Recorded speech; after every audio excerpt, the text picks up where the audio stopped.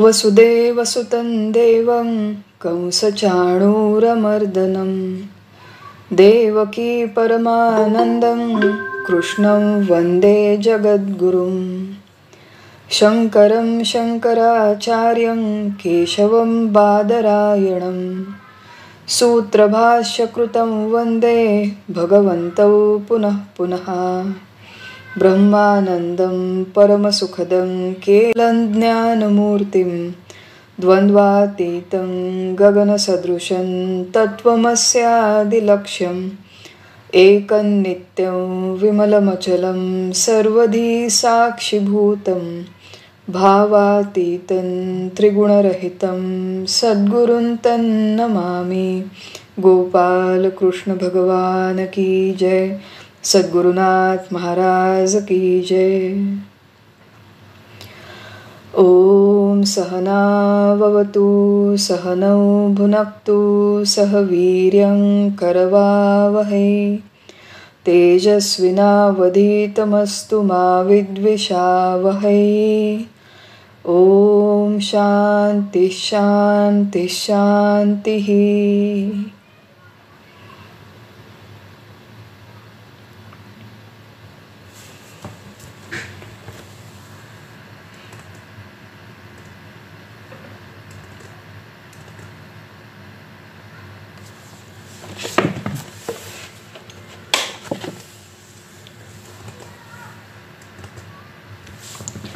सर्वांना प्रणाम, सर्वांना वंदन करते। कठोपनिषदातील अध्याय 2 वल्ली 2 याचा अभ्यास आपण करत आहोत। यापूर्वीच्या सत्रामध्ये अध्याय 2 आणि वल्ली 2 मधील मंत्र क्रमांक 11 पर्यंत आपला अभ्यास झालेला होता आणि आज 12व्या मंत्राचा विचार करण्याच्या आधी जो अभ्यास आपला झालेला आहे त्याचा थोडासा पुनर्विचार करू आणि मग आजच्या मंत्राचा विस्ताराने अभ्यास करूया। मंत्र क्रमांक 5। न प्राणेन न अपानेन मर्त्यो जीवती कश्चन। यमदेव नचिकेताला उपदेश करतायत की ह्या मनुष्य देहामध्ये प्राणाने अथवा अपानाने हे शरीर हा देह जीवित राहत नाही। व्यवहारामध्ये आपल्या सगळ्यांची ही समजूत असते की प्राण आहेत तोपर्यंत मी जिवंत आहे आणि आपल्या त्या समजुतीला छेद देतात। यमदेव आपल्या त्या समजुतीला दुरुस्त करतात की प्राण आणि अपान ही तत्व मुळात अचेतन आहे।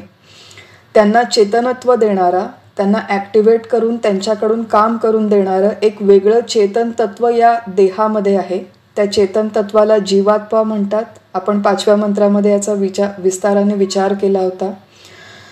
6व्या आणि 7व्या मंत्रामध्ये यमदेव नचिकेताला म्हणतात की हंत त इदम प्रवक्ष्यामी। मी आता पुन्हा एकदा वर्णन करतो, पुन्हा एकदा मी तुला शिकवतो, समजावून सांगतो। काय सांगतो? गुह्यम ब्रह्म सनातनम।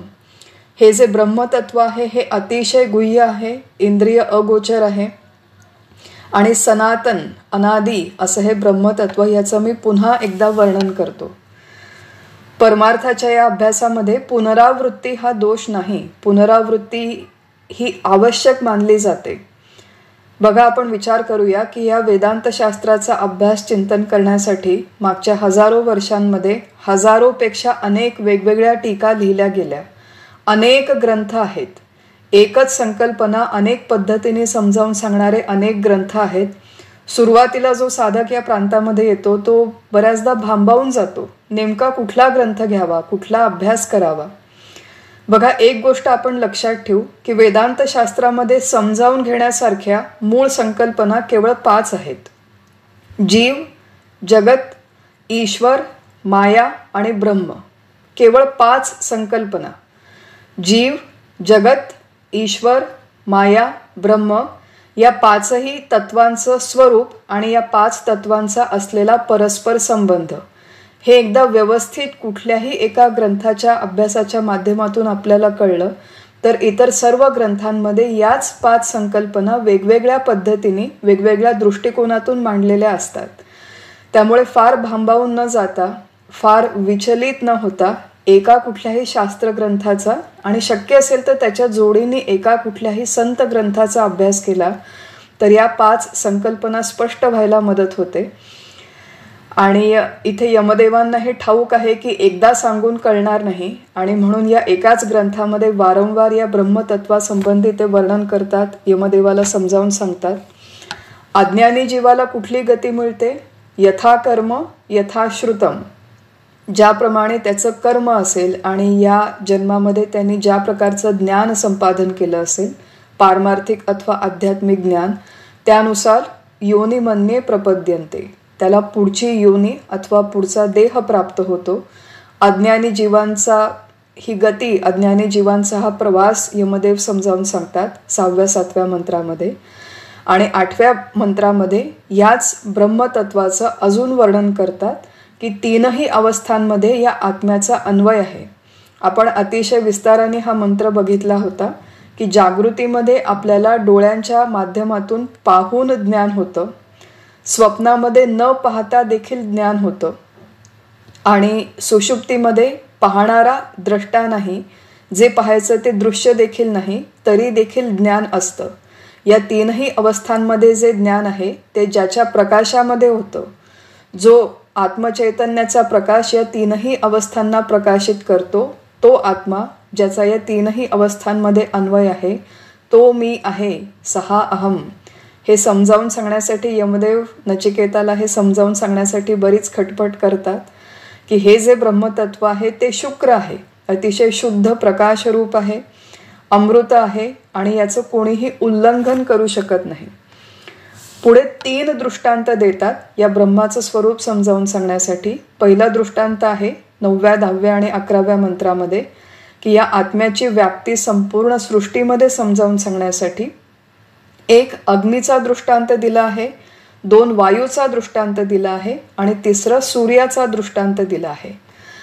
अग्नी नावाचं तत्व एकच आहे, गरम पाणी आहे, त्या पाण्यामध्ये देखील अग्नी नावाचं तत्व आहे, गरम पाण्यामध्ये.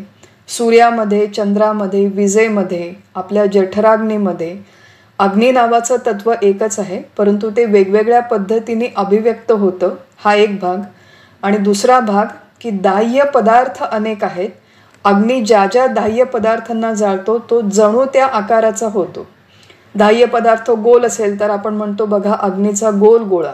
वास्तविक अग्नीला आकार नाही, तो निराकार आहे, परंतु तो जणू गोल, चौकोनी, लांब, रुंद असा झाल्यासारखा वाटतो, कारण की मुळात ते जे तत्व आहे ते दाह्य पदार्थाचा आकार घेतं, असं यमदेव समजावून सांगतात.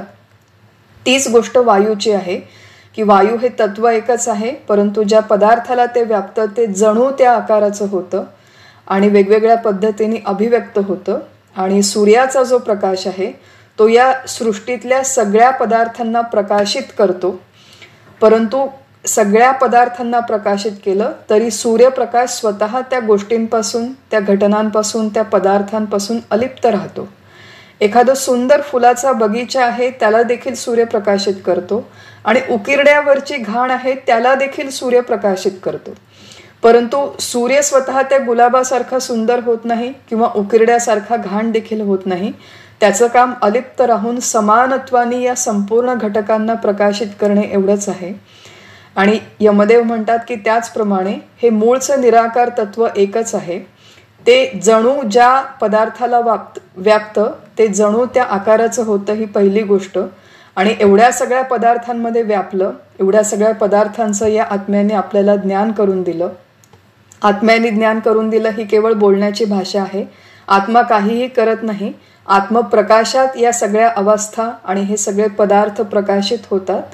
असं जरी असेल तरी आत्मा मात्र स्वतः कशानेही लिप्त होत नाही. जागृती, स्वप्न, सुषुप्ती यापैकी असणाऱ्या कुठल्याही अनुभवानी, पदार्थांनी, वस्तूंनी हा आत्मा लिप्त होत नाही. अशा पद्धतीने विस्ताराने वेगवेगळ्या दृष्टिकोनातून यमदेव या आत्म्याचं वर्णन करतात.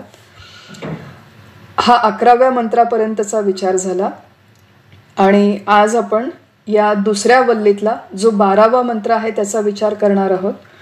दुसऱ्या वल्लीच्या या दुसऱ्या अध्यायाच्या दुसऱ्या वल्लीमध्ये एकूण 15 मंत्र आहेत, त्यापैकी आज आपण 12व्या मंत्राचा अभ्यास करू आणि उर्वरित 3 मंत्रांचा अभ्यास आपण पुढच्या सत्रामध्ये करू. आज हे सत्र थोडंसं लवकर संपवण्याची आवश्यकता आहे. सो आपण 9:15 मे बी 9:50 पर्यंत संपवण्याचा आज प्रयत्न करूया. सो 12वा मंत्र आहे. यमदेव नचिकेताला समजावून सांगतात, एको वशी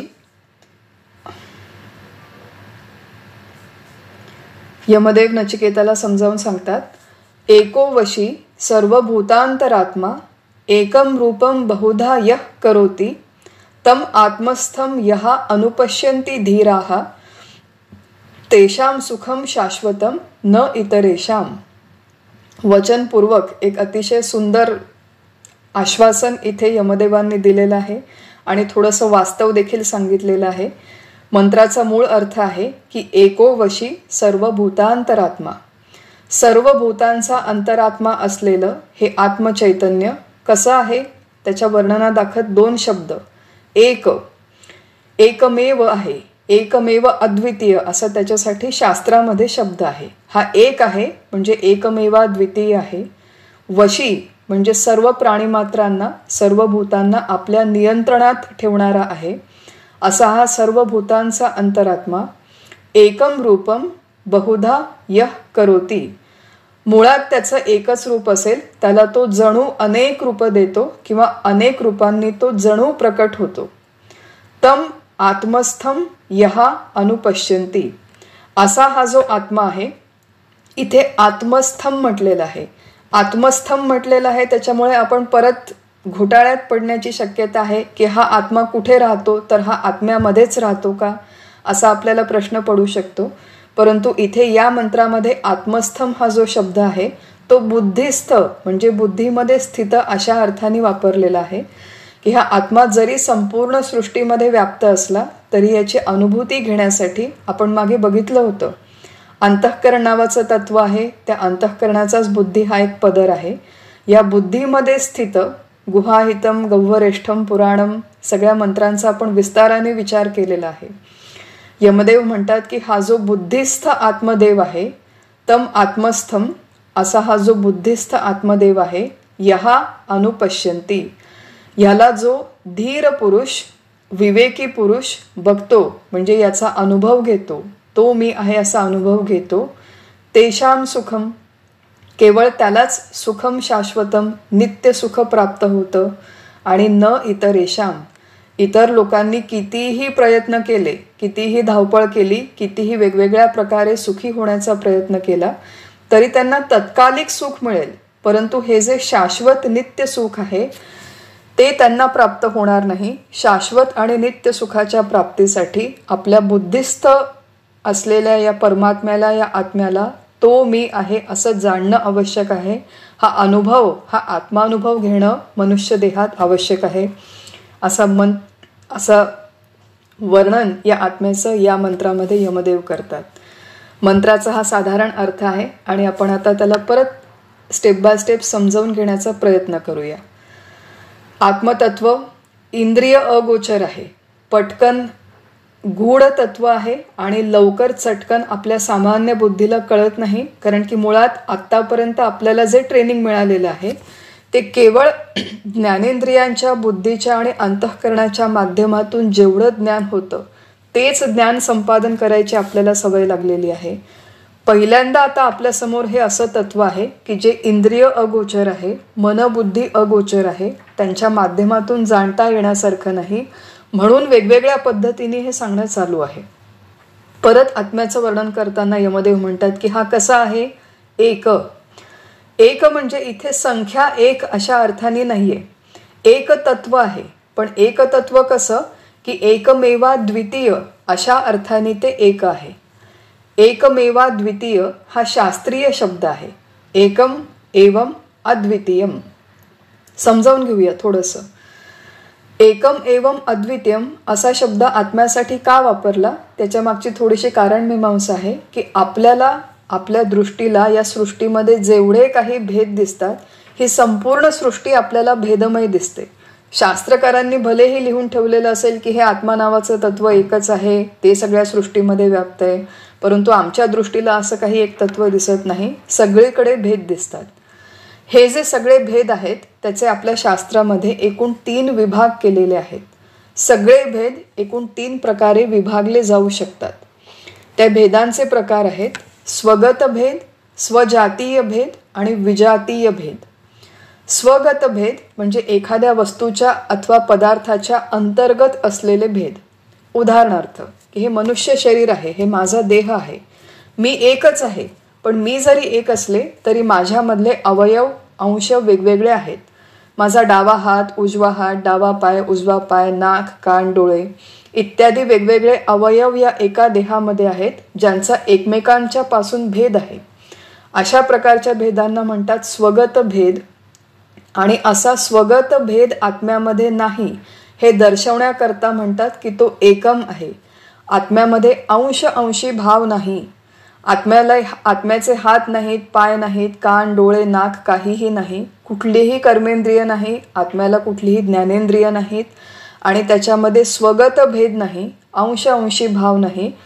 हे दर्शविण्यासाठी किंवा याच्याकडे निर्देश करण्यासाठी यमदेव पहिल्यांदा म्हणतात की एकम. एकम म्हणजे तो एकमेव आहे.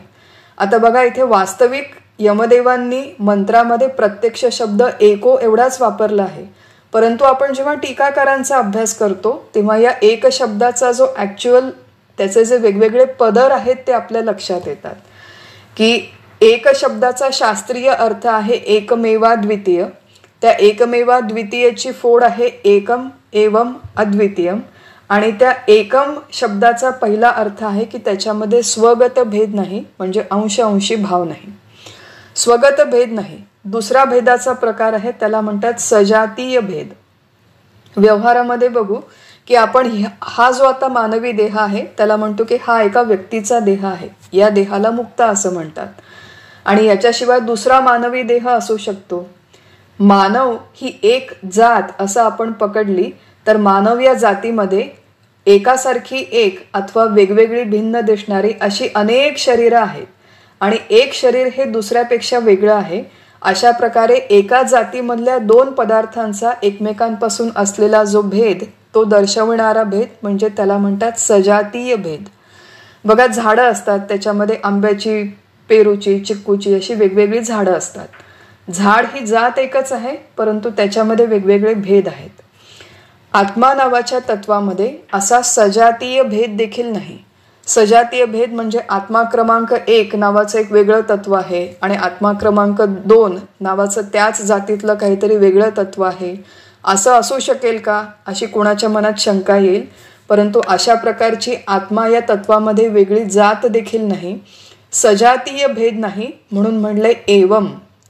एवम शब्दाचा आपल्या मराठीत अर्थ आहे च, एकच. आत्मा एक आहे असं नाही, तो एकच आहे. आपण म्हणतो की हा माझ्याकडे एक फोन आहे. मी जेव्हा म्हणते की माझ्याकडे एक फोन आहे तेव्हा याचा अर्थ माझ्याकडे दुसरा फोन असू शकतो, परंतु माझ्याकडे एकच फोन आहे असं मी जेव्हा म्हणते तेव्हा त्याचा अर्थ आहे की माझ्याकडे एकच फोन आहे आणि या जातीचा दुसरं फोन नावाची वस्तू माझ्याकडे नाही. त्यामुळे एकम एवम असं जेव्हा शास्त्रकार म्हणतात तेव्हा आत्मा हा एकच आहे. आत्मा या जातीचा दुसरा कुठलाही पदार्थ या सृष्टीमध्ये नाही. हा दुसरा भेद झाला, सजातीय भेद. आणि तिसरा भेद आहे त्याला म्हणतात विजातीय भेद. व्यवहारामध्ये बघा, माणूस ही एक जात आहे, वृक्ष ही दुसरी जात, पक्षी ही तिसरी जात, पशु ही चौथी जात. अशा प्रकारचा देखील भेद या सृष्टीमध्ये आहे. एक माणूस, दुसरा वृक्ष, तिसरा पशु हे सगळे एकमेकांपासून वेगळे आहेत. मग एखाद्याच्या मनात असा विचार येऊ शकतो की आत्म्यामध्ये स्वगत भेद नाही, ठीक आहे, सजातीय भेद नाही, ठीक आहे, पण आत्म्याची जात सोडून वेगळ्या जातीचं असं काही तत्व आहे का की अनात्मा किंवा परात्मा किंवा दुसरा आत्मा अशा प्रकारचं वेगळ्या जातीचं काही तत्व आहे का? तर असा विजातीय भेद आत्म्यामध्ये नाही हे दर्शवण्यासाठी म्हटलंय अद्वितीयम. दुसरा याच्यासारखा नाही. आत्म्याच्या जातीमधलं दुसरं तत्व नाही. आणि आत्म्याची जात, आता बघा वास्तविक आत्म्याला जात वगैरे काही नसते, ही केवळ आपली बोली भाषा आहे आणि ही मूळ संकल्पना समजावून घेण्यासाठीचा हा प्रयत्न आहे की आत्मा हा सर्वत्र सदा समान आहे. आत्मा हा एकमेवा द्वितीय आहे. आत्मा सोडून या संपूर्ण सृष्टीमध्ये वेगळं कुठलंही तत्व नाही. त्याच्यामध्ये स्वगत भेद नाही म्हणून एकम, सजातीय भेद नाही म्हणून एवम आणि विजातीय भेद नाही म्हणून अद्वितीय, असं हे एकमेवाद्वितीय तत्व आहे नचिकेता. आणि ते तत्व कसं आहे? सर्वभूतांतरात्मा, सर्व प्राणीमात्रांच्या हृदयामध्ये समानत्वाने ते व्यापून आहे, सर्वत्र आहे, सदा आहे आणि सर्व प्राणीमात्रांचा तो अंतरात्मा आहे. यमदेव नचिकेताला वर्णन करतात आणि त्याच आत्म्याचं वर्णन करताना पुढे सांगतात की हा कसा आहे? वशी, एकमेवाद्वितीय आहे पहिली गोष्ट, सगळ्या भूतांचा अंतरात्मा समान आहे ही दुसरी गोष्ट, आणि तिसरी गोष्ट तो वशी. वशी म्हणजे सर्व भूतांना आपल्या स्वाधीन ठेवणारा, त्यांना नियंत्रणात आपल्या वशमध्ये ठेवणारा. आता परत इथे प्रश्न येतो की असं कसं यमदेवांनी स्टेटमेंट केलं? कारण की आपण शिकलो होतो जुन्या मंत्रांमध्ये की आत्मा नावाचं तत्व अकर्ता आहे, निष्क्रिय आहे, काहीही काम करत नाही, गुड फॉर नथिंग आहे आत्मा. कारण की त्याला मुळात कर्मेंद्रियच नाहीत, अंतःकरण नाही, ज्ञानेंद्रिय नाही. मग तो दुसऱ्या प्राण्यांना आपल्या वशमध्ये, आपल्या स्वाधीन कसं काय ठेवू शकतो? तर परत हेच आहे की वशी हा जो शब्द आहे त्याचा शब्दशः अर्थ न घेता त्याच्यामधलं जे इसेन्स आहे ते इसेन्स आपल्याला समजावून घेणं आवश्यक आहे. एरवी आपली जी संकल्पना आहे की एखादी वस्तू, एखादी व्यक्ती दुसऱ्यांना कंट्रोल करते, आपल्या स्वाधीन ठेवते. उदाहरणार्थ की आपण ATC, एअर ट्रॅफिक कंट्रोलर्स असतात बघा, की प्रत्येक एअरपोर्टवरती ATC टॉवर्स असतात.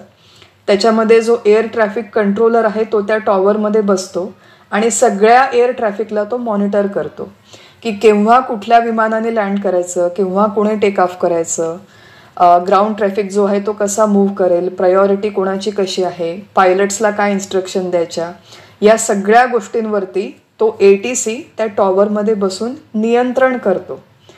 आत्मा हा जो आहे हा बाकी सगळे पदार्थ वेगळे आणि आत्मा कुठेतरी दुसरीकडे आहे, तिसरीकडे, आणि तिसरीकडे राहून तो या सगळ्या सृष्टीचं नियमन करतो, अशातला प्रकार नाही. आत्मा कुठे राहतो? तर सर्व भूतांतरात्मा, सृष्टीच्या सगळ्या चर आणि अचर पदार्थांमध्ये, सगळ्या प्राणीमात्रांमध्ये तो अंतरात्मा बनून राहतो आणि सगळ्या प्राण्यांचं तो नियमन करतो, त्यांना स्वाधीन ठेवतो. वशी या शब्दाचे अर्थ टीकाकारांनी दोन वेगवेगळ्या पद्धतीने केलेले आहे. एक तो आत्मरूपाने सगळ्यांना स्वाधीन ठेवतो आणि दुसरा आहे तो ईश्वर रूपांनी सगळ्यांना स्वाधीन ठेवतो. आत्मरूपाने स्वाधीन ठेवतो किंवा नियंत्रणाखाली ठेवतो म्हणजे काय? तर आपण ही संकल्पना बघितली होती की प्रत्येक वस्तूला नामरूप आहे आणि अस्तित्व, भातित्व, प्रियत्व हे 5 वेगवेगळे घटक प्रत्येक पदार्थाशी जोडलेले आहेत, प्रत्येक पदार्थाशी निगडीत आहेत. उदाहरणार्थ हा फोन, याला एक नाम आहे, याला आपण म्हणतो फोन. याला एक विशिष्ट रूप आहे. नाम आणि रूप हे व्यावहारिक किंवा मायेच्या सत्तेतला आहे, हा पहिला भाग. प्रत्येक फोनला, प्रत्येक दृश्य पदार्थाला अस्तित्व, भातित्व आणि प्रियत्व आहे. अस्तित्व म्हणजे हा फोन आहे, भातित्व म्हणजे हा फोन आपल्याला जाणता येतो, प्रियत्व म्हणजे मला हा फोन आवडतो अथवा आवडत नाही, अथवा मी याच्याबद्दल उदासीन असते. आपण संकल्पना बघितली होती की अस्तित्व, प्रत्येक वस्तूला जे अस्तित्व मिळालेलं आहे त्याच्या मागे सत्तत्व आहे, भातित्वाच्या मागे चित्तत्व आहे आणि प्रियत्वाच्या मागे आनंद तत्व आहे. सत, चित, आनंद हे आत्म्याचं वर्णन आहे. आत्मा सद्रूप, चिद्रूप आणि आनंदरूप आहे. हाच आत्मा जेव्हा ईश्वरी सत्तेमध्ये येतो तेव्हा हे सत, चित, आनंद हे अस्तित्व, भातित्व, प्रियत्व या रूपाने प्रकट होतात आणि दृश्य वस्तूला जेव्हा नामरूप मिळतं तेव्हा ते नामरूप अस्ति, नामरूप भाती आणि नामरूप प्रिय. मग प्रत्येक वस्तूला जे अस्तित्व मिळालं ते कोणामुळे मिळालं? ते आत्म्याच्या सत या वर्णनामुळे मिळालं. भातित्व कोणामुळे मिळालं? चितमुळे. आणि प्रियत्व कोणामुळे मिळालं? आनंदामुळे. मुळात आत्मा नावाचं तत्व सच्चिदानंद जर या सृष्टीमध्ये नसलं असतं तर एकही दृश्य पदार्थ अस्तित्वात आला नसता. मग इथे जेव्हा यमदेव म्हणतात वशी, तेव्हा तो आत्मरूपाने वशी आहे, कारण की आत्मा आहे म्हणून या सगळ्या पदार्थांना अस्तित्व मिळालं, म्हणून भातित्व मिळालं, म्हणून प्रियत्व मिळालं. अशा अर्थाने तो आत्मरूपाने वशी आहे, ही पहिली गोष्ट. आणि तो ईश्वर रूपाने देखील सगळ्यांना स्वाधीन ठेवणार आहे. ईश्वर रूपाने म्हणजे काय? आता आत्मा आणि ईश्वर किंवा ब्रह्म आणि ईश्वर याच्यामध्ये फरक आहे. मागे आपण या सगळ्या गोष्टींचा थोडाफार अभ्यास केलेला आहे. आज तो विस्ताराने करणं हा या श्लोकाचा विषय नाही, परंतु ईश्वर म्हणजे सगुण ब्रह्म, आत्मा म्हणजे निर्गुण ब्रह्म आणि ईश्वर म्हणजे सगुण ब्रह्म. सगुण ब्रह्म हा जो ईश्वर आहे याने संपूर्ण सृष्टीची निर्मिती केली, तो त्याला सांभाळतो, तो त्याचा लय करतो. ईश्वर सर्वभूतानां हृदयेषु तिष्ठती. सगळ्या प्राण्यांच्या हृदयामध्ये राहून हा ईश्वर सगळ्या प्राण्यांचं नियमन करतो. आपले आतापर्यंत जेवढे जन्म झाले आणि आपण त्याच्यामध्ये जेवढी कर्म केली त्या सगळ्यांचा हिशोब ठेवणारं जे तत्व त्याला म्हणतात ईश्वर. कर्माध्यक्ष, कर्मफलदाता, सर्व प्राण्यांचा नियामक, सर्व नियामक हा ईश्वर आहे. हा ईश्वर व्यष्टी स्तरावर प्रत्येक व्यक्तीचं नियमन करतो. त्याला त्याच्या त्याच्या कर्माप्रमाणे ती फळं, ती परिस्थिती मिळेल याचं तो नियमन करतो आणि संपूर्ण सृष्टीचं देखील तो नियमन करतो. इथे जेव्हा यमदेव म्हणतात की आत्मा हा वशी आहे, हा एकमेवाद्वितीय आहे. हा वशी म्हणजे सगळ्या व्यष्टींना, व्यक्तींना आणि संपूर्ण सृष्टीला आत्मरूपाने देखील तो स्वाधीन ठेवतो आणि ईश्वर रूपाने देखील तो स्वाधीन ठेवतो. असं सगळं वर्णन केल्यावर पुढे म्हणतात, अजून त्याचं वर्णन करतात यमदेव की एकम रूपम बहुधा यः करोती, की मुळात या आत्म्याचं रूप एकच आहे, परंतु ते जणू बहु आहे अशा प्रकारे तो प्रकट होतो.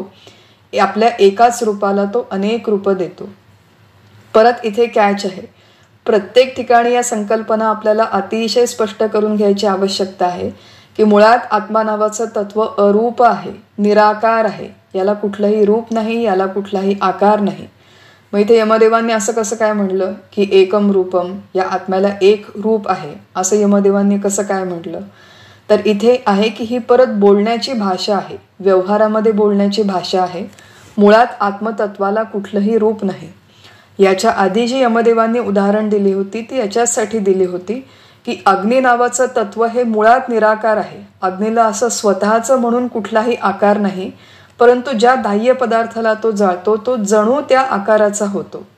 वायू ज्या पदार्थामध्ये शिरतो तो जणू त्या पदार्थाच्या आकाराचा होतो. मुळात वायूला आणि अग्नीला आकार नाही. तसंच आत्मा हे जे तत्व आहे ते पूर्णपणे अरूप आहे, अमूर्त आहे, निरवयव आहे, निराकार आहे. असं हे जे आत्मा नावाचं तत्व आहे ते मुळात अरूप असताना बहुधा यः करोती, ते अनेक रूपांनी जणू व्यक्त होतं, जणू प्रकट होतं. कसं काय प्रकट होतं? तर एक 2-3 उदाहरणं आहेत जी आपल्याकडे प्रसिद्ध आहेत की सोनं नावाचं तत्व एकच आहे, परंतु ते अनेक वेगवेगळ्या अलंकार रूपांनी प्रकट होतं. बांगडी आहे, कानातले आहेत, गळ्यातलं आहे, मंगळसूत्र आहे, मुकुट आहे. वेगवेगळी ही दागिन्यांचे आकार आहेत, पदार्थांची नामरूप आहेत. सोनं नावाचं तत्व हे वेगवेगळ्या पद्धतीने प्रकट होतं. हा एक दृष्टांत आहे समजावून घेण्यासाठी. आता हे जे आहेत की बांगडीमधलं सोनं जे आहे, बांगडी जरी तुटली, बांगडी जरी फुटली तरी सोनं नावाचं तत्व हे तसंच राहतं आणि तेवढंच राहतं. अगदी तसंच आत्मा जो मुळात निराकार आहे, मुळात अरूप आहे, तो या वेगवेगळ्या नामरूपांच्या माध्यमातून जणू प्रकट झाल्यासारखा वाटतो. वेदांत शास्त्र आपल्याला सांगतं की हे जे प्रकट होणं वाटणं आहे ते मुळात प्रकट होणं हे खरं नाही. हा सगळा आभास आहे. आभास आहे, त्याला वेदांतामध्ये स्पेसिफिकली म्हणतात अध्यास. अध्यास शब्दाचा अर्थ आहे भ्रम. अतत तत इति, की मुळात जी गोष्ट नाही ती जणू असल्यासारखी वाटते, त्याला म्हणतात भ्रम, त्याला म्हणतात अध्यास. जे आपण प्रसिद्ध उदाहरण अनेक वेळेस बघितलेलं आहे की मुळात आहे एखादी दोरी. ती दोरी जेव्हा मंद अंधकारामध्ये पडलेली दिसते तेव्हा ती दोरी न वाटता एखाद्या व्यक्तीला वाटतं तो साप आहे, दुसऱ्याला वाटतं ती पाण्याची ओळ आहे, पाण्याची एखादी जलधारा आहे, तिसऱ्याला वाटतं तिथे एखादी फुलांची माळ असेल. अशा वेगवेगळ्या प्रकारे वेगवेगळ्या लोकांना भ्रम होतात. मुळात तिथे साप देखील नाही, पाण्याची धार नाही, फुलांची माळ देखील नाही. मुळात तिथे फक्त एक साधी दोरी पडलेली आहे.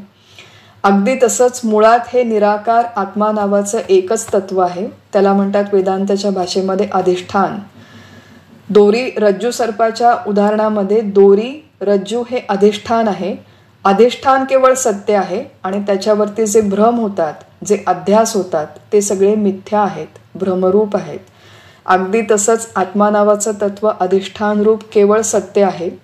ते निराकार अरूप आहे, परंतु केवळ तेच एक तत्व सत्य आहे. आणि त्या आत्म्याच्या अधिष्ठानावर हे जेवढी काही रूपं निर्माण झाली, खरी खरी निर्माण झाली का? खरी खरी निर्माण झाली नाही. ती जणू निर्माण झाल्यासारखी वाटली, जणू ते सगळं खरं आहे असं आपल्याला वाटतं. हे खरं आहे म्हणून हे तात्पुरतं खरं मानतात शास्त्रकार. आणि हे भेद जो आहे, आपल्या दृष्टीला दिसणारा जो भेद आहे तो खरा नाही. ही अनेकविध रूपं दिसतात, ही रूपं खरी नाहीत. याच्या मागे जे निराकार अरूप तत्व आहे, केवळ तेवढं एकच तत्व खरं आहे, केवळ तेवढं एकच तत्व सत्य आहे. आणि यमदेव त्या फॅक्टकडे नचिकेताला पॉइंट आउट करतात, त्याच्याकडे निर्देश करतात की ही जी बहुधा रूपं आहेत, हा केवळ अध्यास आहे, हा केवळ भ्रम आहे. एकम रूपम बहुधा यः करोती, हे समजावून घेण्याचा हा एक अप्रोच आहे की मुळात आत्मा नावाचं तत्व अधिष्ठान रूप केवळ तेवढं सत्य आहे आणि त्याच्या अधिष्ठानावर भासणारी जेवढी सगळी बहुधा रूपं आहेत ती मिथ्या आहेत. हा एक समजावून घेण्याचा एक अप्रोच आहे. एकम रूपम बहुधा यः करोती हे समजावून घेण्याचा अजून एक दुसरा अप्रोच आहे, जो आचार्य आपल्या टीकेमध्ये लिहितात. आचार्यांनी छान लिहिलेलं आहे की नामरूपादी अशुद्ध उपाधी भेदवशेन बहुधा अनेक प्रकारम, की ही जी नामरूपं आहेत ही केवळ उपाधी आहेत. आता उपाधी ही संकल्पना आपण शिकलो होतो बघा. पुढे पुढे जेव्हा आपण जातो तेव्हा मागे मागे शिकलेल्या सगळ्या संकल्पना विसरून गेलो, लक्षात नाही, आठवत नाही, असं जर आपलं होत असेल तर परत जाऊन श्रवण करण्याची आवश्यकता आहे. जे श्रवण केलं ते चिंतन करणं, ते आठवणं, त्याचा विचार करणं आणि ते आपल्या दैनंदिन जीवनात अप्लाय करायचा प्रयत्न करणं, या सगळ्या गोष्टी आवश्यक आहेत. इथे आपला जो उपनिषदांचा अभ्यास आहे तो केवळ तासाभराचा असतो. उरलेले जे 6-6.5 दिवस आहेत, सगळे तास, त्याच्यामध्ये हा विचार आपल्या मनात घोळणं आवश्यक आहे.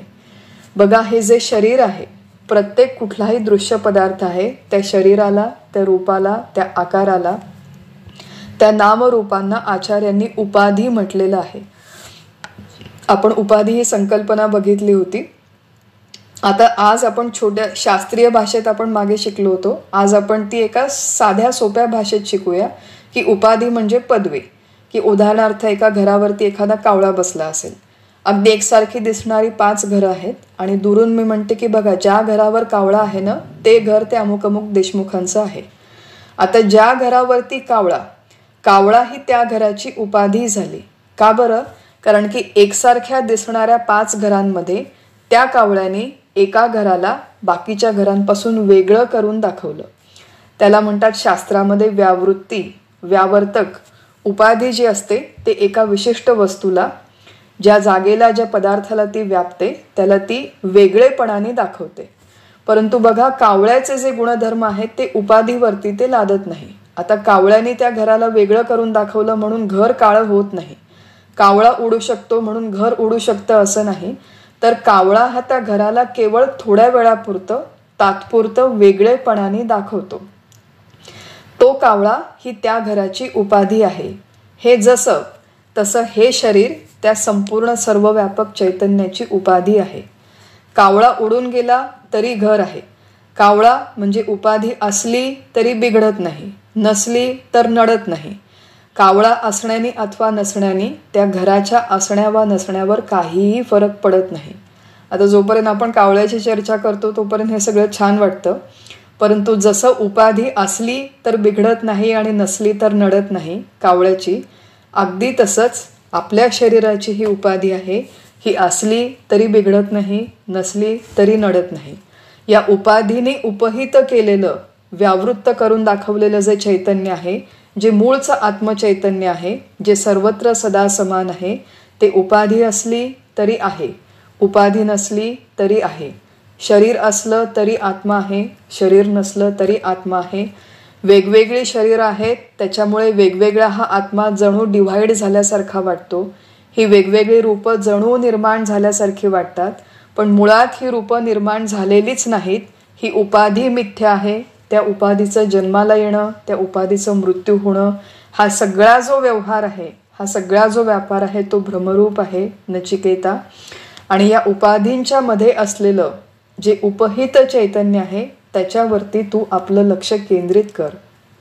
त्याच्यावरती लक्ष केंद्रित करू शकणारे धीर म्हणजे बुद्धिमान लोक कसे असतात त्याचं वर्णन यमदेव या 12व्या मंत्राच्या दुसऱ्या लाईनमध्ये करतात की तम आत्मानम यहा अनुपश्यंती धीराहा. धीर म्हणजे जे बुद्धिमान आणि विवेकी लोक आहेत ते.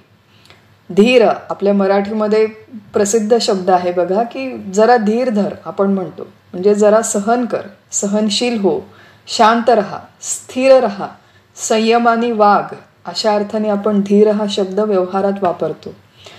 इथे परमार्थामध्ये धीर हा जो शब्द आहे तो बुद्धिमान, आणि बुद्धिमान म्हणजे ज्याचा IQ खूप जास्त आहे किंवा ज्याने व्यवहारात फार मोठ्या मोठ्या डिग्रीज मिळवल्या अशी व्यक्ती नाही, तर आध्यात्मिक दृष्टीने जो विवेकी आहे, ज्याच्यामध्ये विवेक करण्याची बुद्धी आहे. हे जे संपूर्ण दृश्य विश्व आहे त्याच्यामध्ये दिसणारे जेवढे भेद आहेत, जेवढे पदार्थ, जेवढी काही नामरूप आहेत ती सगळी अनात्मा आहेत, भ्रमरूप आहेत, अध्यस्त आहेत. परंतु या अनात्माच्या मध्ये व्यापून असलेलं आत्मा नावाचं एक तत्व आहे आणि त्या आत्मा नावाच्या निराकार अरूप तत्वाला जे बघू शकतात, या उपाधी माझी गुप्त चैतन्य असे सर्वगत ते तत्वज्ञ संत स्वीकारिती. अतिशय मार्मिक ज्ञानेश्वर महाराजांनी आपल्या संतांची व्याख्या केलेली आहे की तत्वज्ञ म्हणजे तत्वाला जाणणारे संत हे उपाधी माझी गुप्त, की समोर एखाद्या व्यक्तीला बघतात म्हणजे त्याच्या उपाधीला बघतात, परंतु त्या उपाधीमध्ये असलेलं गुप्त दडून असलेलं जे चैतन्य आहे, जे मुळात सर्वगत आहे, उपाधीमध्ये जणू सीमित झाल्यासारखं वाटतं, त्या चैतन्याकडे ते बघतात आणि त्याचा ते स्वीकार करतात. अशा प्रकारे नचिकेता तू देखील त्या उपाधीमधल्या चैतन्याकडे बघायला शिक. जर विवेकी असशील तर तू देखील त्या चैतन्याकडे बघायला शिक. आणि का आवश्यक आहे बघा, आपण आपल्या व्यवहारात विचार करू, कारण की आपलं दैनंदिन जीवन हा झाला सगळा पारमार्थिक विचार, ही झाली सगळी पारमार्थिक दृष्टी. परंतु दैनंदिन जीवनामध्ये जेव्हा आपण इथून बाहेर पडतो तेव्हा तोच व्यवहार आहेत, घरातले लोक आहेत, बाहेरचे लोक आहेत, ऑफिसमधले लोक आहेत, गव्हर्नमेंट ऑफिसेसमधले लोक आहेत, सगळ्यांबरोबर आपल्याला व्यापार करावा लागतो. कधी कोणाला रागवावं लागतं, कधी कोणाकडून काम करून घ्यावं लागतं, कधी कोणाला विनंती करावी लागते, कधी कोणाला प्रेमाने बोलावं लागतं, कधी कोणावर फार मोठ्या प्रमाणात आवाज चढवायला लागतो. आणि आपलं काय होतं की समोर येणारी व्यक्ती जर आपल्या अनुकूल असेल तर आपला मूड वेगळा असतो, ती व्यक्ती प्रतिकूल असेल तर आपला मूड लगेच बदलतो आणि हे सुखदुःखांचे हिंदोळे कायम चालत राहतात. मग अशा प्रकारे सुखदुःखांच्या हिंदोळ्यावरती आपल्याला सारखं सारखं झुलायचं नसेल तर त्याच्यासाठी त्या उपाधीमध्ये गुप्त असलेलं चैतन्य ते जाणणं, ते ओळखणं याच्याकडे आवश्यक आहे. हे अतिशय आवश्यक आहे. आमचे सद्गुरू आहेत डॉक्टर काका, त्यांनी फार छान या दोन व्यावहारिक सत्ता आणि पारमार्थिक सत्ता यांचा मेळ कसा घालायचा याचं एक सुंदर वाक्य आम्हाला विचारासाठी दिलेलं आहे, आपल्या सगळ्यांना दिलेलं आहे की स्वरूपावर लक्ष ठेवून रूपाशी व्यवहार. की एखादी व्यक्ती जेव्हा समोर येते तेव्हा आपली जी तळपायाची आग मस्तकाला जाते तशी जाण्याची काही आवश्यकता नसते. जो साधक आहे त्याने त्याच्यातल्या चैतन्याला बघावं. मुळात आपण स्वतः आतमध्ये निवांत आणि शांत राहावं आतमध्ये, परंतु बाहेर व्यावहारिक सत्तेमध्ये गरज असेल तर आवाज चढवावा, गरज असेल तर रागवावं, गरज असेल तर विनंती करावी, गरज असेल तर जे काय गोड बोलावं. व्यावहारिक सत्तेमध्ये जो जसा आवश्यक आहे तसा व्यवहार करावा, पण तो करताना आपल्या आतलं पोटातलं पाणी हलू देऊ नये. का हलू देऊ नये? कारण की मुळात ती व्यक्ती, ती उपाधी ही भ्रमरूप आहे आणि त्याच्या आतलं केवळ चैतन्य सत्य आहे. आणि जे चैतन्य त्याच्या आतमध्ये आहे तेच तेवढंच तसंच माझ्यामध्ये आहे. त्याच्यामुळे उपाधी रूपाने आम्ही दोघेही भ्रमरूप आहोत आणि चैतन्य तत्व रूपाने आम्ही दोघेही सत्य आहोत, एकरूप आहोत. अशी जर भावना आपल्यामध्ये विकसित झाली, जशी तत्वज्ञ संतांची विकसित झाली आहे, तर या जगामध्ये व्यवहार व्यापार करताना आपल्याला कुणालाही त्रास होणार नाही. व्यावहारिक सत्तेमध्ये आपलं काही नुकसान देखील होणार नाही, परंतु आपल्याला जो आतमध्ये त्रास होतो तो कुठल्याही प्रकारे स्वतःला त्रास न करून घेता सगळे व्यवहार आपल्याला शांतपणे आणि अतिशय एफिशियंटली करता येतील. आचार्यांनी जेव्हा या चरणाचं टीका लिहिली तेव्हा आचार्यांनी एक खूप छान उदाहरण दिलं की आदर्शस्थम मुखम इति यद्वत. आदर्शस्थम म्हणजे त्यांना मुख्यतः इथे म्हणायचं आहे की दर्पण जो आरसा असतो त्या आरशामध्ये एखादा चेहरा प्रतिबिंबित होतो. आरशामध्ये जो चेहरा प्रतिबिंबित होतो त्या प्रतिबिंबित चेहऱ्याचा आधार हा आरसा नसतो, तर मूळ जे बिंब आहे हा त्याचा आधार असतो.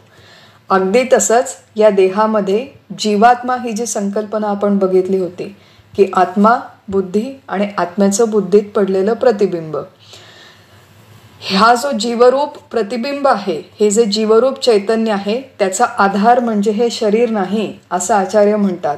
मग या जीवरूप चैतन्याचा मूळ आधार कुठला आहे, तर ज्या बिंबापासून ते आलेलं आहे. बिंब काय आहे, त्याला म्हणतात आत्मा, त्याला म्हणतात आत्मप्रकाश, त्याला म्हणतात आत्मचैतन्य. हा लौकिक प्रकाश नाही, हा अलौकिक प्रकाश आहे. प्रत्येक जीव हा मूळचा ब्रह्मरूप आहे आणि ही शरीराची उपाधी जी मुळात मिथ्या अथवा माईक अथवा भ्रमरूप आहे, त्या मिथ्या शरीराचा अधिक विचार न करता किंवा अनावश्यक विचार न करता जर त्या मूळ बिंबाच्या, आता बघा बिंब आणि प्रतिबिंब ही परत केवळ आपल्या बोलण्याची भाषा आहे. हे खरं खरं बिंब नाही आणि खरं खरं प्रतिबिंब देखील नाही. ही केवळ आपल्या समजुतीपुरती शास्त्रकारांनी बसवून दिलेली भाषा आहे. प्रत्येक जीव हा मूळचा ब्रह्मरूपच आहे. तो त्या बुद्धीच्या अथवा शरीराच्या उपाधीमुळे जणू वेगळा झाल्यासारखा वाटतो. प्रत्यक्षात वेगळा होत नाही, प्रत्यक्षात काहीही झालेलं नाही. केवळ आत्मा नावाचं तत्व सत्य आहे आणि तत्वज्ञ संत स्वीकारते. जे शहाणे आहेत, जे समजूतदार आहेत आणि ज्यांना अशा प्रकारे स्वतःला त्रास न करून घेता या जगामध्ये संपूर्ण व्यवहार करायचे आहेत, त्यांनी हे तत्वज्ञान समजावून घेणं आवश्यक आहे. आणि आपण शिकतो बघा, अनेक वेळेस, अनेक वर्ष, अनेक महिने वेगवेगळ्या प्रकारे आपण हे तत्वज्ञान शिकतो, परंतु तरी तसा अनुभव येत नाही. किती जरी हे इथे शिकलेलं असेल तरी उद्या उठून मी जेव्हा बाहेर जाते आणि एखाद्या व्यक्तीने मला ओरडली, एखाद्या व्यक्तीने माझा अपमान केला, कोणीतरी मला निंदा केली, कोणीतरी म्हणलं काय तुम्हाला काहीच येत नाही, अशा तुम्ही का वागता, की असं कोणी जरा एक खुट्ट काही शब्द बोलला की लगेच माझा टेम्पर आउट होतो. त्यावेळेला या गोष्टी आपल्या लक्षात राहत नाही की हे चैतन्य रूप आहे, ही उपाधी आहे, त्या चैतन्याकडे लक्ष ठेवायचं, हे काही आपल्या लक्षात राहत नाही. का लक्षात राहत नाही? का आपण त्या उपाधीवरचं लक्ष काढून त्या उपहित चैतन्याकडे आपण का लक्ष देऊ शकत नाही? त्याची 2 कारणं या श्लोकाच्या टीकेमध्ये आचार्य सांगतात की अशा प्रकारे उपाधींना दूर ठेवून त्या मूळ आत्मचैतन्याकडे बघायचं असेल तर साधक, पहिली गोष्ट, निवृत्तः बाह्यवृत्तयः, साधकाची जी वृत्ती आहे, त्याची जी विचार करण्याची क्षमता आहे ती अतिशय बहिर्मुख आहे. का बरं बहिर्मुख आहे? परांची खाणी व्यतृणत स्वयंभू, आपल्याला स्वयंभू परमात्म्याने तसंच बनवून ठेवलेलं आहे. तो देखील विचार आपण कठोपनिषदात केला होता. परंतु आपली वृत्ती ही हजारो गोष्टींमध्ये बाहेर अडकलेली आहे, विस्कटलेली आहे, विचलित झालेली आहे आणि अशा प्रकारे त्यातला जो काही भाग आहे तो आपल्या प्रपंचासाठी आवश्यक आहे. आपण सगळे प्रापंचिक लोक आहोत, सांसारिक लोक आहोत. आपल्यापैकी कोणीही संन्यास घेऊन बाहेर हिमालयात जाणारं नाहीये. त्यामुळे काही गोष्टी आपल्याला आपलं कुटुंब, आपला परिवार, आपला बँक बॅलन्स, आपले काय टॅक्सेस फाईल करणं, आपलं जे काय ऑफिसमध्ये जाणं, मुलांना वाढवणं, मुलांना संस्कार देणं, हे सगळ्या आवश्यक गोष्टी आहेत. याच्यासाठी आवश्यक जेवढी वृत्ती या सगळ्या पदार्थांमध्ये इन्व्हेस्ट करणं, ती वृत्ती इन्व्हेस्ट केलीच पाहिजे. व्यावहारिक सत्तेमध्ये ती सगळे कामं केलीच पाहिजे. परंतु आपलं असं आहे की हा आवश्यक प्रपंच सोडून कितीतरी अनावश्यक गोष्टींमध्ये आपली वृत्ती अडकलेली असते. बिहारचं मुख्यमंत्री कोण होणार? मागचे 2 दिवस झाले बिहारची सगळी चर्चा चालू आहे. त्याच्या आधीचे 2 दिवस, इनफॅक्ट त्याच्या आधीचा जवळपास महिनाभर राम मंदिराच्या संदर्भात चर्चा चालू होती. आत्ता जेव्हा आपल्याकडे प्राणप्रतिष्ठेचा समारोह झाला, आपण भारतीय आहोत आणि अतिशय अभिमानाची गोष्ट आहे. त्यामुळे राम मंदिराची प्राणप्रतिष्ठा, त्याचा इतिहास, किती लोकांनी याच्यासाठी सॅक्रिफाईस दिलं, हे थोड्याफार प्रमाणात आपल्याला माहिती असणं आवश्यक आहे. माहिती असणं हा एक भाग आणि त्याच्यावर अनावश्यक चर्चा करणं हा दुसरा भाग. प्राणप्रतिष्ठेचा समारोह झाल्यावर काही ग्रुप्समध्ये मला मेसेजेस आले होते की प्राणप्रतिष्ठेचा समारोह कोणकोणत्या सेलिब्रिटीजनी अटेंड केला. त्याला स्पोर्ट्समॅन कोण गेले होते, बिझनेसमॅन कोण गेले होते, फिल्म ॲक्टर्स कोण गेले होते, वेगवेगळ्या क्षेत्रातले जे दिग्गज लोक आहेत त्यांनी तिथे कशी हजेरी लावली.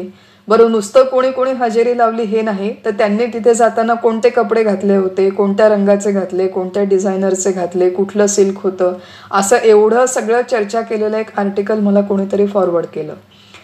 ह्या माहितीचा आपल्या दैनंदिन जीवनाशी काय उपयोग आहे आणि अशा पद्धतीच्या किती बातम्या आपण वाचतो आणि किती ठिकाणी आपली वृत्ती अडकलेली आहे, विखुरलेली आहे. आचार्य म्हणतात की अशा अनावश्यक गोष्टींचा जोपर्यंत तू ट्रॅक ठेवतो तोपर्यंत हे जे अनुपश्यंती धीराः आहे हे कधीही होणार नाही. या बुद्धिस्त आत्म्याला पाहायचं असेल, सगळ्यात पहिलं निवृत्तः विड्रॉ करायला शिकणं अतिशय आवश्यक आहे. काही काळ, काही गलबला, काही निवळ ऐसा कंठीत जावा काळ. थोडाफार जीवनाचा वेळ आपण समाजाभिमुख असावं, कुटुंबाभिमुख असावं, व्यवसायाभिमुख असावं, राष्ट्राभिमुख असावं थोडा वेळ, परंतु प्रत्येक दिवसाचा दिनचर्येतला काही काळ निवळ म्हणजे विड्रॉ, स्वतःला निवृत्त करावं आणि या आत्मतत्वाचं चिंतन करावं. पहिली गोष्ट आवश्यक आहे निवृत्ती थोड्याफार प्रमाणात.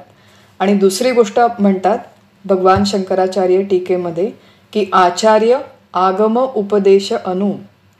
आचार्य आणि शास्त्र यांचा उपदेश, यांचा बोध झाल्याच्या अनु म्हणजे नंतर, की हे जे आत्मा नावाचं तत्व आहे जे उपाधीमध्ये गुप्त रूपाने बसलेलं आहे ते उपहित चैतन्य जर तुला बघायचं असेल, म्हणजे ते मी आहे असा तुला अनुभव घ्यायचा असेल, तर त्याच्यासाठी आचार्यांचा म्हणजे एखाद्या अनुभवी व्यक्तीचं मार्गदर्शन, जो शास्त्रानुसार, आगम म्हणजे शास्त्रानुसार ज्याचा स्वतःचा अभ्यास झालेला आहे, श्रोत्रिय, ब्रह्मनिष्ठ आणि दयाळू अशा एखाद्या सद्गुरूंचे तू जाऊन पाय पकड, त्यांचं मार्गदर्शन घे आणि त्याच्यानुसार जर तू साधना केली, त्याच्यानुसार जर तू या वाटेवर गेला तर तुला या तत्वाचा अनुभव होण्याची शक्यता आहे.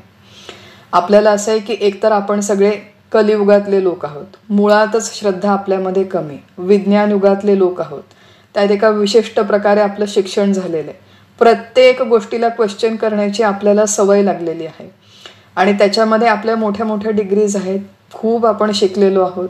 त्यामुळे आपल्याला असं वाटतं की आता मी गीतेचं पुस्तक, गीतेचा ग्रंथ घेऊन बसते, उपनिषद मी घेऊन बसते आणि माझ्या बुद्धीने वाचते आणि माझ्या बुद्धीने मला काहीतरी नवीन अर्थ याच्यामध्ये स्फुरण होतील, त्याच्यावरती मी एक नवीन थिसिस लिहीन, मग मला PhD मिळेल, मग मला भारतरत्न मिळेल, मग मला नोबेल मिळेल, असं एकतर आपण स्वतःच्या बुद्धीने करायला जातो किंवा जो परंपरेमध्ये, संप्रदायामध्ये नसलेला अशा दुसऱ्या कुठल्या तरी एखाद्या वेगळ्याच व्यक्तीवरती आपण श्रद्धा ठेवतो. आमचे सद्गुरू म्हणतात की स्वबुद्धीच्या गाढवावर बसून परमार्थ करू नये मनुष्याने. श्रद्धा ठेवावी, पण श्रद्धा कुणावर ठेवावी तर संप्रदायपूर्वक, शास्त्रशुद्ध जिथे ज्ञानाची परंपरा चालत आलेली आहे अशा परंपरेमधल्या एखाद्या सद्गुरूंकडे जावं. तद्विद्धी प्रणिपातेन परिप्रश्नेन सेवया. स्वतःच्या बुद्धीने जे अर्थ काढतात अशा कोणाकडेही जाऊ नये, कारण की ही जी ज्ञानाची परंपरा आहे, ही जी शृंखला आहे, ही अनेक हजारो वर्षांपासून आपल्याकडे चालत आलेली आहे. आचार्य आगम उपदेश अनु, अशा आचार्यांचा उपदेश घेतला, त्यानुसार साधना केली, त्यानुसार आपली हळूहळू वृत्ती निवृत्त केली आणि या आत्म्याच्या अनुसंधानात राहिलं, तर मग या आत्म्याचा तो मी आहे असा अनुभव येईल. आपल्याला आचार्य समजावून सांगतात या चरणामध्ये. आणि अशा प्रकारे जे धीर पुरुष आहे, अशा प्रकारे जे बुद्धिमान पुरुष आहेत, ते अशा प्रकारे त्या उपाधीच्या आतमध्ये असलेल्या उपहित चैतन्याचा म्हणजे आत्मचैतन्याचा, म्हणजे जे एकमेवाद्वितीय आहे, सर्व प्राणी मात्रांमध्ये, संपूर्ण चराचर सृष्टीमध्ये जे समानत्वाने व्यापून आहे, त्याचा तो मी आहे असा अनुभव घेतात असे जे लोक आहेत, केवळ त्यांनाच शाश्वत सुखाची प्राप्ती होते. इतर सगळं लोक जे आहेत ते मग त्यांची धावपळ चालू राहते. आपल्याला जे सुख मिळतं असं काही फार आपण दुःखी आहोत अशातला काही प्रकार नाही. आपलं जीवन बरंच चालू आहे असं म्हणायला काही हरकत नाही. आपल्याला राहायला घर आहे, 2 वेळेस जेवायला मिळतं, थोडेफार पैसे आहेत आणि आपलं बरं चालू आहे. टी व्ही वगैरे आहे, फोन आहे, आपण बघतो ते रोज, वाचतो, बरं चालू आहे आपलं जीवन. पण आपल्या जीवनामध्ये ही जी सुखं आपल्याला मिळतात ती सुखदुःख त्याच्या प्राप्तीसाठी आपण अखंड नाचत असतो. एक व्हॉट्सॲपमध्ये मला व्हिडिओ आला होता. त्या व्हॉट्सॲपच्या व्हिडिओमध्ये खूप छान त्याच्यामध्ये छोटंसं दृश्य होतं, खरं दृश्य, की एका माकडाला एका पिंजऱ्यामध्ये बंद केलेलं आहे. असं त्या व्हिडिओमध्ये लिहिलं होतं की त्या एकट्याच माकडाला त्या पिंजऱ्यामध्ये गेल्या अनेक वर्षांपासून बंद करून ठेवलेलं आहे. त्यामुळे माकड हे एकटं राहिल्यामुळे थोडंसं चिडचिड झालेलं माकड होतं. शूटिंग करताना एक व्यक्ती त्याच्यासमोर, त्या पिंजऱ्याच्या समोर केळ घेऊन उभी होती आणि दुसरी व्यक्ती कॅमेऱ्याने शूटिंग करत होती. ज्या व्यक्तीने हातात केळ घेतलेला आहे ती त्या माकडाला अजून चिडवत होती. पिंजरा अशा प्रकारचा होता की माकडाचे दोन्ही हात बाहेर येऊ शकत होते. आता ती जी व्यक्ती आहे ती समोर केळ घेऊन उभी राहिली आणि मग ते केळ एकदा डावीकडे कर, एकदा उजवीकडे कर, एकदा जवळ ने आणि परत मागे घे, वरती कर, खाली कर, आणि ते माकड तो अतिशय चिडत होतं. आणि मग शेवटी त्यांनी एक केळ दिलं. त्या माकडाने चिडून ते केळ खाऊन घेतलं. मग दुसरं दिलं, तेव्हा असंच परत तंगवलं. तर मुळात ही जी प्रक्रिया होती, बाकीचे सगळे उभे राहिलेले लोक हसत होते. हा जो ओव्हरऑल प्रकार होता तो अतिशय क्रूर होता. अशा प्रकारे एखाद्या खाण्यासाठी एखाद्या प्राण्याला त्याचं तडफड बघणं आणि त्याची तडफड बघून आपण हसणं, हा ओव्हरऑल प्रकार अतिशय क्रूर होता. पण आपण थोडासा या पूर्ण व्हिज्युअलचा, या पूर्ण इमेजरीचा थोडासा विचार करूया की आपण जे आहोत ते त्या पिंजऱ्यामध्ये बंद असलेल्या माकडासारखे आहोत. प्रारब्धवश एखादं सुख आपल्याला समोर येतं आणि ते सुख प्रत्यक्ष अनुभवण्यासाठी आपल्याला खूप धडपड करावी लागते. कधी डावीकडे, कधी उजवीकडे, कधी वर, कधी खाली, कधी अगदी मिळेल सुख असं वाटतं आणि तितक्यात ते आपल्यापासून हिरावून घेतलं जातं. एक व्यक्ती मनासारखी वागते, दुसरी वागत नाही. एखादी वस्तू मिळते, दुसरी मिळत नाही. प्रमोशन मिळतं, मिळत नाही. मुलींच्या संदर्भात मला असं वाटत असतं त्यांनी अमुक व्हावं, ते काहीतरी वेगळेच होतात. अशा अनेक गोष्टी आहेत की ज्या गोष्टी जरा काही बदलल्या की आपला मूड बदलतो, आपलं आनंद, आपली सुखरूपतेला लगेच धक्का लागतो. तसं पिंजऱ्यातल्या माकड्यासारखं अशा बाहेरच्या कुठल्या तरी व्यक्ती वस्तूवर अवलंबून असणं, याच्यामध्ये शहाणपण नाही. याच्यासाठी आपल्याला नरदेह मिळालेला नाही. शाश्वत सुख मिळवायचं असेल तर अशा प्रकारे नाचणं सोडून द्यावं. अशा प्रकारे बाहेरच्या सगळ्या व्यक्ती वस्तूंवर, आणि बाहेरच्या व्यक्ती वस्तू म्हणते मी, त्याच्यामध्ये आपला देह देखील बाहेरचाच आहे. आपल्या देहावर आणि देहादी जगतावर, याच्यातल्या पदार्थांवर जोपर्यंत आपण अवलंबून आहोत तोपर्यंत आपल्याला शाश्वत सुख मिळणं कधीही शक्य नाही. जे लोक या देहामध्ये आणि सर्व पदार्थांमध्ये बसलेल्या त्या शुद्ध आत्मचैतन्याला बघतात, केवळ त्यांनाच ते शाश्वत सुख मिळतं. न इतरेषाम, दुसरे तुम्ही कितीही प्रयत्न केले तरी ते नित्य सुख मिळणार नाही. नचिकेता, तू ही गोष्ट जाणून घे, असं यमदेव नचिकेताला 12व्या मंत्रामध्ये सांगतात.